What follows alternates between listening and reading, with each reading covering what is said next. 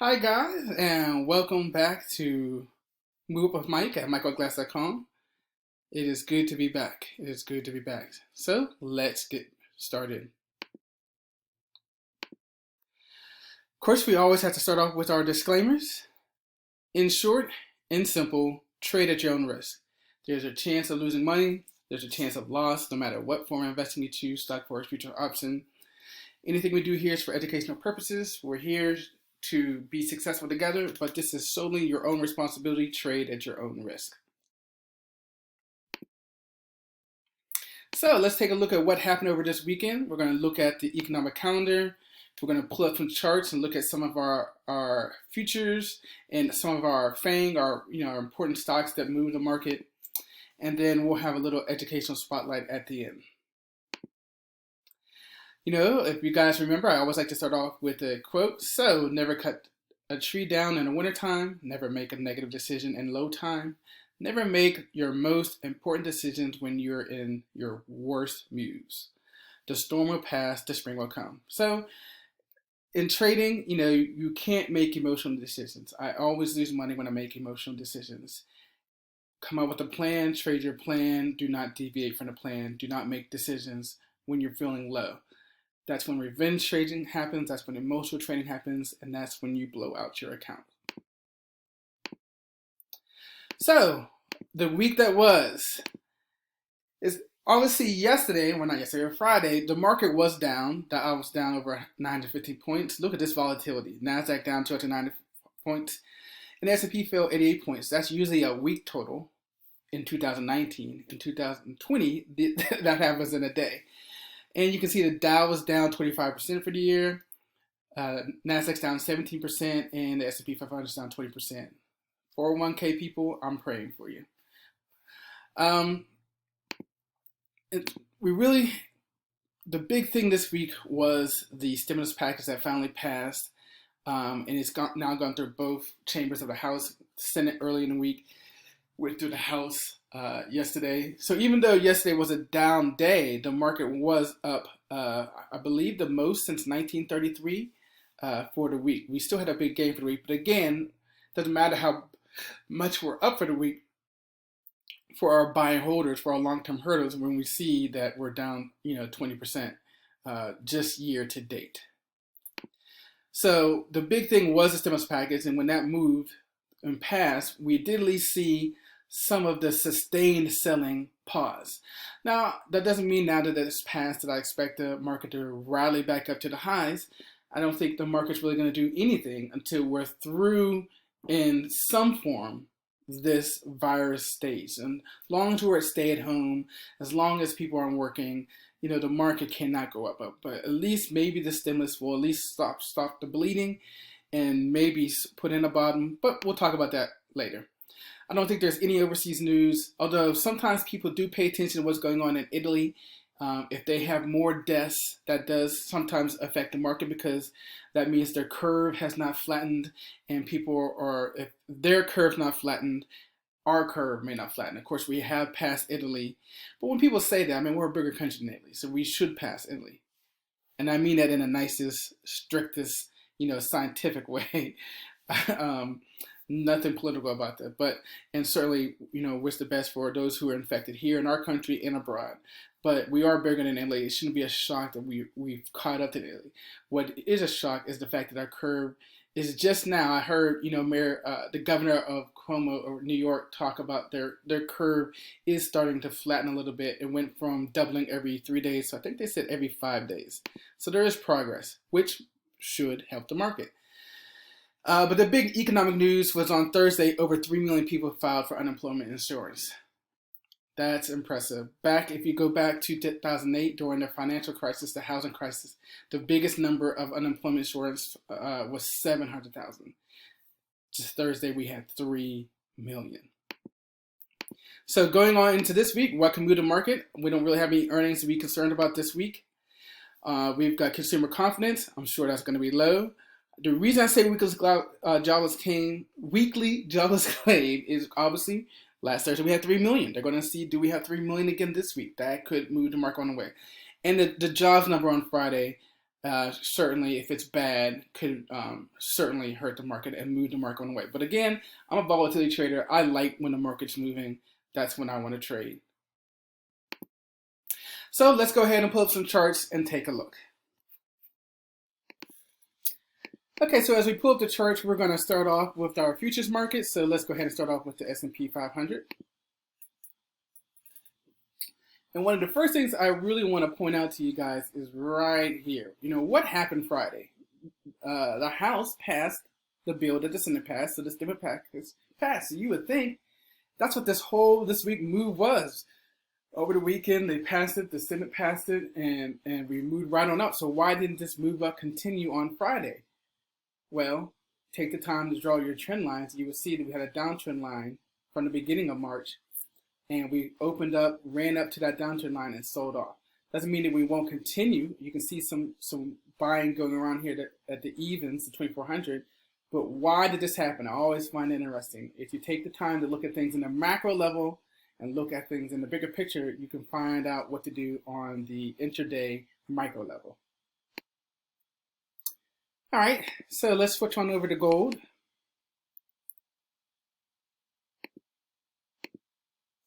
We know gold is basically an inverse of the market, of the indices. So, you know, gold has not been as bad as the S&P 500. But you can see a nice channel here going from 1450 all the way up to basically 1700.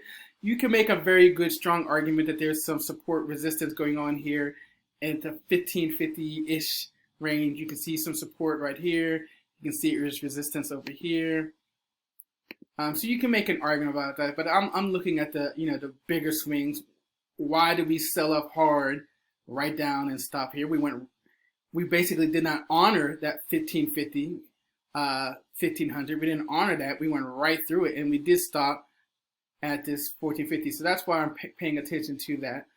So again, inverse relationship. If the markets are going to go up, we might see a pullback of gold, and you can see a move for gold. Maybe we will see a test down here, certainly to the 1515 level, if not all the way down to 1450.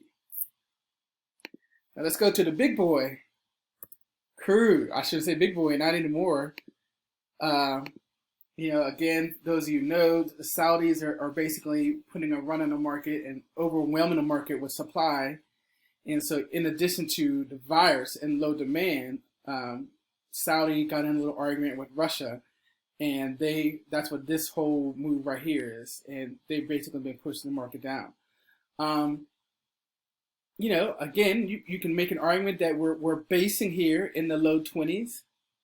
We'll certainly see what happens here. We know in terms of the American producers or the shale people, or I don't know, the refineries, I've heard that $50 is the break even. And I've heard $40 is the break even. Either way, we're $20 below that. So these people are taking on debt. These people are underwater. And so they definitely certainly want to see oil go back up. When is that going to happen? I don't know. Again, with the low demand, we could see this start to stay here, at these low levels also until we move up. But until I really see something move up, I'm not going to draw a line down here, and I'm not going to go way back.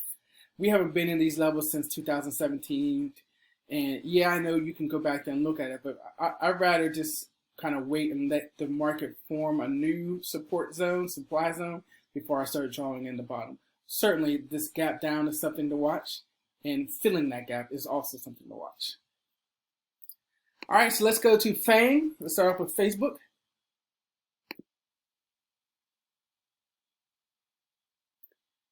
So we're obviously in a downtrend line. So what's important, as we just talked about before, with the S&P 500. All right, there's our color. And let's kind of draw that down, and you can kind of see that same action. The came up, sold off from here. We know these big boys. What they do is what the market does. So we have to pay attention. So hopefully we will start to see some type of stabilization. But again, we can see this downtrend line that seems to be autumn right now, and we can get into this 180 level here as probably the bottom of this channel here. And so I would like to see us get up there and test that before I would say we're going back up into this channel. Again, 180 up to 210. Apple. We all know how much I love Apple.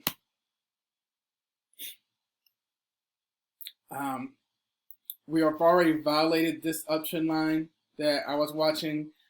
Certainly where we're at right now matches with some of the drop downs. So before we really truly talk about retesting the highs, which we're, I'm not even trying to predict that, but what's important is before I can say, you got to draw your zones. And we need to get above 260, 255 to say that we're going to go back up and start testing these higher levels of 280. Until then, we're going to be down in these lower zones, 220 up into this 250 zone. We're going to be cycling through there until we can close above 255. Amazon. Amazon, even before the big sell-off, has established a nice range between 2040 and 1700-ish. Nice little range there. And then, we can see here's the lower half of that. Here's the top half of that. Right now, we're pausing into the upper half of this zone. So we can find support here and look to go up here and test the 2040. Netflix. Netflix is already in what I would say the upper half of the zone. You can see this gap up over here, or gap down, I'm sorry. And we are just below that. That's basically at the 360 level.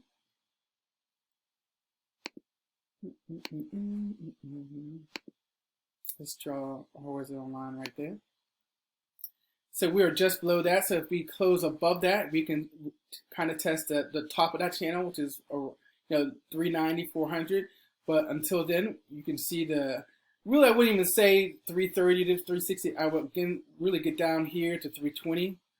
And this little swing that we see right here, so if we don't hold above 360, we can possibly go down and test 300. And our last one we're going to look at is Google. Google looks more like the S&P 500. You can see that downtrend line. Switch back over to a trend line.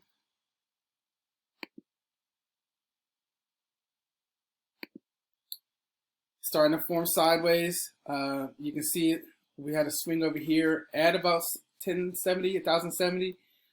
So I would look for us to consolidate sideways until we get a catalyst to move up above 1150. Okay, so as we come back from our charts to our PowerPoint, we want to talk about our spotlight for today. And I really want to talk about TopStep. There are several prop firms out there, and you guys know that I've been a proponent of TopStep. And so I really want to help you guys pass your TopStep combines. And so I'm going to put together a trading room where we just kind of focus on the rules, the risk management, the combine rules of TopStep to help you guys pass. So first, if you haven't signed up for TopStep, go to michaelglass.com/combine, and that will get you to their combines.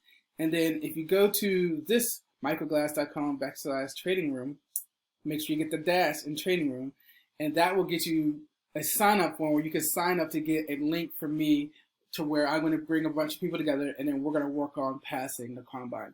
So, and you might say, well, why am I doing that? Well, let me show you why. Or maybe instead of why, you're saying, how can I help you? And so in all this volatility, I myself just went through the combine just to see if I could do it. It's been a while. So this is step 2. I did a 50K combine just to go through it. And you can see it took me basically 5 days to get there. Then once I got to the level to pass, I just opened and closed a trade just to get through the 10 days. So I did it in 10 days. So again, I want to help you guys do that. Let me also show you this.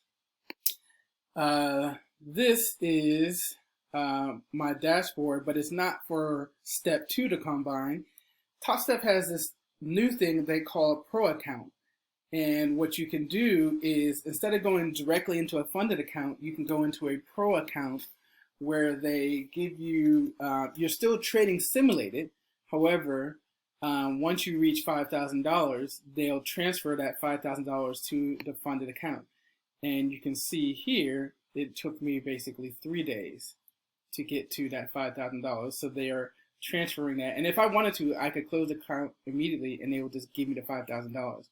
But I thought about it, and why did I want to do this? And the reason is, when you go from simulation to, if you know anything about their scaling plan, by them putting in $5,000 into the account immediately, you're now through all the scaling plan. You can trade as many contracts as you want based upon whatever combine you're in. And more importantly, you now have some cash in the account that if you take a loss or two, you're not blowing out any accounts, or you're not feeling any stress, and it doesn't affect how many contracts you can use. So for me, and I wanted to take advantage of the volatility that's in the market now, which has a lot to do with passing that in 3 days. And I never really traded more than 3 contracts. So again, if we go back to the PowerPoint, 1 second, head on over to the website, sign up for the combine, sign up for the trading room. I will help you pass. So on our social media, you can basically find me under Move Up with Mike. Thanks, guys, and I will see you next time.